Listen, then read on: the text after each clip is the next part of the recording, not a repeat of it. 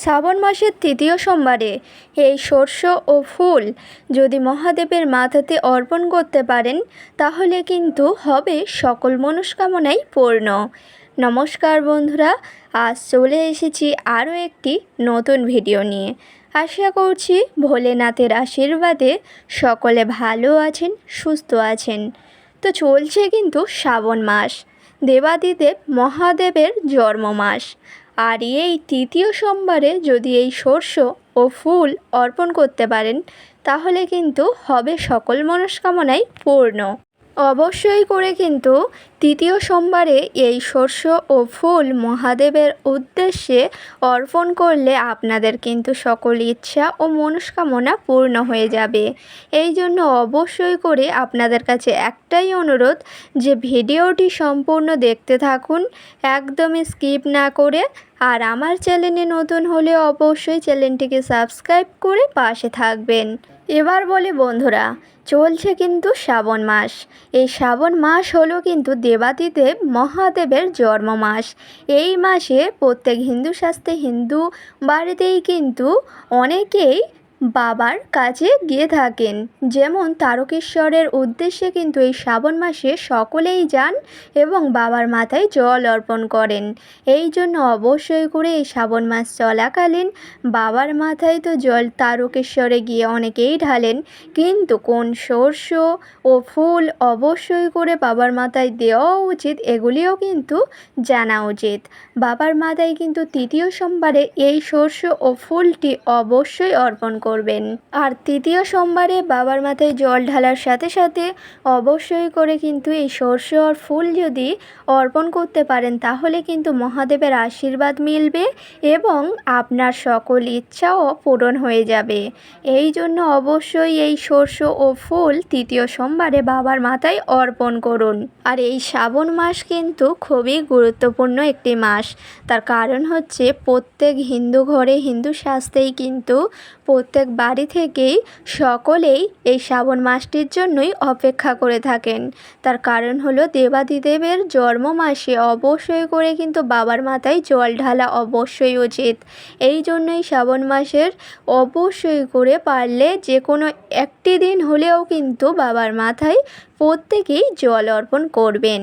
তার কারণ হলো বাবার জন্ম মাসে বাবার মাথায় যদি জল অর্পণ করতে পারেন, এই শস্য ফুল ফল বাবার অত্যন্ত পছন্দের ফুল ফল এগুলি যদি নিবেদন করতে পারেন বাবার চরণে তাহলে কিন্তু আপনাদের জন্যই শুভময় হবে এবং সংসারের জন্য মঙ্গলময় হবে।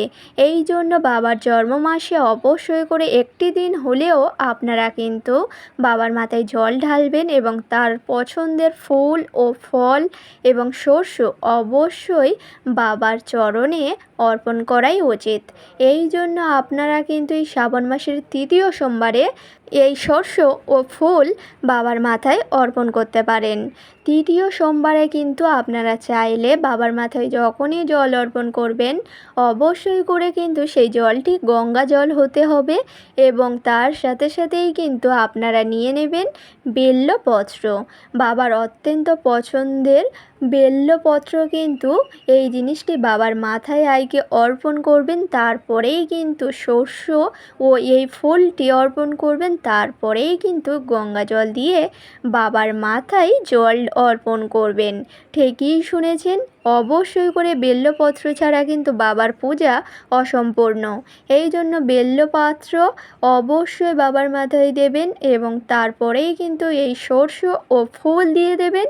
তারপরেই কিন্তু ঘি মধু আপনাদের সামর্থ্য মতো সব কিছুই কিন্তু মহাদেবের উদ্দেশ্যে অর্পণ করবেন এবং গঙ্গা জল দিয়ে বাবাকে স্নান করিয়ে দেবেন।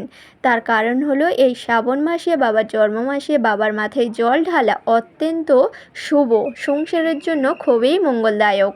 এই জন্য তৃতীয় সোমবারেও আপনারা চাইলে এই শস্য ফুল এবং বেল্লপত্র ঘি মধু আপনাদের সামর্থ্য মতো সব কিছুই কিন্তু বাবার চরণেতে অর্পণ করবেন এবং গঙ্গা জল ডাবের জল দিয়ে বাবাকে স্নান করিয়ে দেবেন এবং আপনাদের সকল মনস্কামনাই জানাবেন। তো বন্ধুরা, আশা করছি বুঝতে পারছেন। অবশ্যই কিন্তু এই বাবার জন্ম মাসে একটি দিনের জন্য হলেও আপনারা কিন্তু বাবার মাথায় জল অবশ্যই অর্পণ করবেন। না হলে কিন্তু সংসারের জন্যই আপনাদের কোনো শুভ কাজ বা আর্থিক উন্নতি আসবে না। তার কারণ হচ্ছে ভোলেনাথের যে না বিশ্বাস করে, বিশ্বাস রাখে, সেই সকল সংসারে কিন্তু কোনো দিন আর্থিক আয় উন্নতি আসে না। এই জন্য বাবার ওপর সবসময় বিশ্বাস রাখবেন এবং বাবার মাসে অবশ্যই করে বাবার মাথায় জল অর্পণ করবেন। দেখবেন সংসারের জন্যই খুবই শুভময় হবে এবং মঙ্গলদায়ক হবে। এই জন্য অবশ্যই এই শ্রাবণ মাসের 4টি সোমবারে অবশ্যই যে কোনো একটি সোমবারে চাইলে আপনারা এই সর্ষ ফুল, বেলপত্র এবং গঙ্গাজল দিয়ে বাবার মাথায় জল অর্পণ করতে পারেন। দেখবেন ভোলেনাথের আশীর্বাদ আপনার সঙ্গে থাকবে এবং সকল বিপদ থেকে বাবা আপনাদেরকে রক্ষা করবে। এই জন্য অবশ্যই করে আপনারা চেষ্টা করুন যে শ্রাবণ মাসের 3য় সোমবারে এই সর্ষ ফুল এবং বেলপত্র দিয়ে গঙ্গাজল অবশ্যই বাবার মাথায় ঢালার। দেখবেন বাবার আশীর্বাদে আপনাদের সকল ইচ্ছাই পূরণ হবে। তো বেশি দেরি না করে এবার আসি মূল বিষয়ে। অবশ্যই করে 3য় সোমবারে কোন কোন কাজগুলি করবেন। অবশ্যই 3য় সোমবারে আপনারা অবশ্যই তাড়াতাড়ি সূর্যোদয় হওয়ার সাথে সাথেই ঘুম থেকে উঠে যাবেন। বাসি বিছানায় বসেই কিন্তু ভোলেনাথকে স্মরণ করে নেবেন। তারপরেই কিন্তু সকাল সকাল ওঠার পরে সমস্ত কাজকর্ম সেরে, চান সেরে অবশ্যই সকাল সকাল কিন্তু আপনারা চেষ্টা করবেন সব কিছু ভোলেনাথের চরণে যেই জিনিসগুলো বা যেই সামগ্রীগুলো দিতে হয় সেই সামগ্রীগুলি জোগাড় করে নেওয়ার। তারপরেই কিন্তু গঙ্গা জল, ডাবের জল এবং সেই সামগ্রীগুলি নিয়েই যে কোনো ভোলেনাথের মন্দিরে বা আপনার বাড়িতে যদি শিবলিঙ্গ থেকে থাকে তাহলে কিন্তু অবশ্যই করে আপনারা সর্বপ্রথম যেই সর্ষ ও ফুল নিবেদন করবেন এবং যেই পাতাটি নিবেদন করবেন সেটি হচ্ছে সর্বপ্রথম বাবার মাথায় একটি বেলপত্র দেবেন। তারপরেই কিন্তু ধুতরা ফুল বা আকন্দ ফুল, বাবার অত্যন্ত পছন্দের প্রিয় ফুল হচ্ছে এগুলি, এই ফুলগুলি দেবেন এবং তারপরেই কিন্তু শস্য হিসেবে আপনারা দিয়ে দিতে পারেন আতপ চাল। আতপ চাল একদম নিখুঁত আতপ চাল দিয়ে দেবেন এবং তারপরেই কিন্তু ঘি, মধু দিয়ে ভালোভাবে বাবার মাথায় দিয়ে দেবেন এবং তারপরে গঙ্গা জল ও ডাবের জল দিয়ে 3য় সোমবারে বাবার মাথায় জল অর্পণ করবেন। তো বন্ধুরা, আশা করছি বোঝাতে পারলাম। এই সর্ষ ফুল, বেলপত্র এবং গঙ্গা জল এবং ডাবের জল দিয়ে অবশ্যই কিন্তু 3য় সোমবারে বাবার মাথায় জল ঢালবেন এবং আপনাদের সকল মনস্কামনাই জানাবেন। ভোলেনাথের আশীর্বাদে আপনাদের সকল ইচ্ছা মনস্কামনাই পূর্ণ হয়ে যাবে। তো বন্ধুরা, আশা করছি ভিডিওটি সম্পূর্ণ বোঝাতে পারলাম। আজকের ভিডিওটি ছিল কিন্তু এই পর্যন্ত। ভিডিওটি যদি ভালো লাগে লাইক করবেন, শেয়ার করবেন, কমেন্টে লিখে যাবেন হর হর মহাদেব এবং আমার চ্যানেলে নতুন হলে অবশ্যই চ্যানেলটিকে সাবস্ক্রাইব করে পাশে থাকবেন পরের ভিডিও পাওয়ার জন্য। সকলকে জানাই অনেক অনেক ধন্যবাদ।